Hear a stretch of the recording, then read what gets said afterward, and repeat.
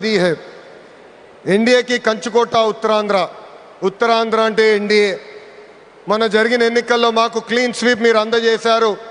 అందుకే ఉత్తరాంధ్రాని అభివృద్ధి చేసే బాధ్యత కూటమి ప్రభుత్వానికి. ఎవరు ఊహించిన విధంగా ఈరోజు డేటా సెంటర్స్ వచ్చినాయి, ఉక్కు ఫ్యాక్టరీలు వచ్చినాయి, అనేక పరిశ్రమలు ఈరోజు విశాఖపట్నం ఉత్తరాంధ్రాని ఎత్తుక్కుంటా వస్తున్నాయి.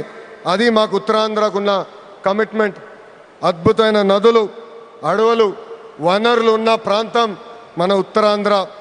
ప్రజా ప్రభుత్వం వచ్చిన తర్వాత ఉత్తరాంధ్రాని అభివృద్ధి పదంలో మనం పెడతాం జరిగింది. రాజ్యం నుంచి పారిశ్రామికవేత్తగా ఎదిగిన వ్యక్తి గ్రంథి మల్లికార్జునరావు గారు రికార్డ్ టైంలో ఎయిర్పోర్ట్ నిర్మించి జన్మభూమి రుణం తీర్చుకున్నారు.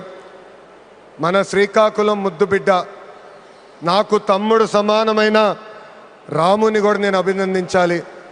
ఎందుకంటే ఎవరు ఊహించిన విధంగా 5 నెలల ముందల ఎయిర్పోర్ట్ పూర్తి చేసి గౌరవ ప్రధానమంత్రి చేతి మీదుగా దేశానికి అంకితం చేస్తాం కూడా జరిగింది. ఈ అల్లూరి సీతారామరాజు ఇంటర్నేషనల్ ఎయిర్పోర్ట్ ఉత్తరాంధ్ర అభివృద్ధికి ఒక అద్భుతమైన వరం. ఉద్యోగాలు, ఉపాధికి కేంద్రంగా మారిపోతుంది. ఇంతేకాదు ఐటీ, ఎలక్ట్రానిక్స్, హాస్పిటాలిటీ, ఇంపోర్ట్స్, ఎక్స్పోర్ట్స్కి వారధిగా ఈ ఎయిర్పోర్ట్ మారబోతుంది. Road, rail, water, air connectivity వల్ల ఉత్తరాంధ్ర ఏకంగా ఆంధ్ర రాష్ట్రానికి ఒక పవర్ ఇంజిన్గా మారబోతుంది. ఒకప్పుడు ఉత్తరాంధ్ర అంటే వెనుకబడతాం, ఉత్తరాంధ్ర అంటే వలసలు, ఉత్తరాంధ్ర అంటే చిన్న చూపు.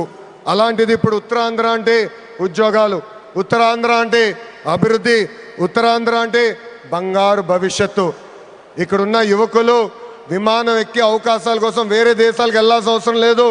అవకాశాలు విమానం ఎక్కి ఉత్తరాంధ్రకు వచ్చే బాధ్యత కూటమి ప్రభుత్వం తీసుకుంటుందని ఈ సభాముఖం మీ అందరికీ నేను హామీ ఇస్తున్నా. ప్రజాప్రభుత్వం ఏర్పడి 2 ఏళ్ళైంది. గడిచిన 2 ఏళ్ళలో ఇది 5వ గౌరవ ప్రధానమంత్రి నరేంద్ర మోడీ గారు ఆంధ్ర రాష్ట్రానికి వస్తాం. ఆంధ్రప్రదేశ్ అన్నా, ఆంధ్ర ప్రజలన్నా ఆయనకు అపారమైన ప్రేమ.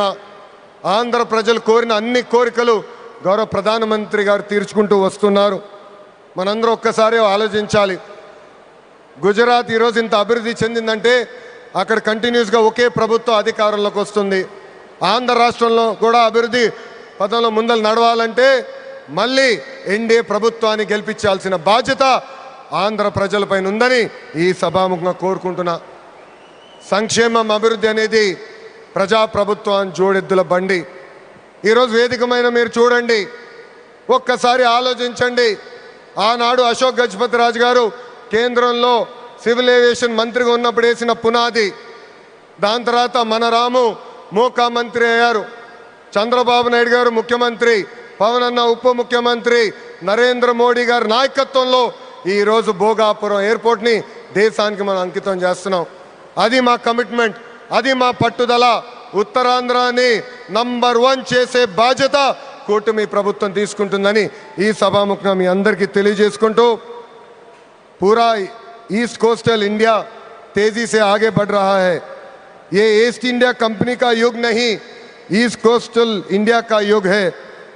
सुंदरबन से श्रीहरिकोटा तक एनडीए की डबल इंजन सरकार रॉकेट की तरह विकास कर रहा है.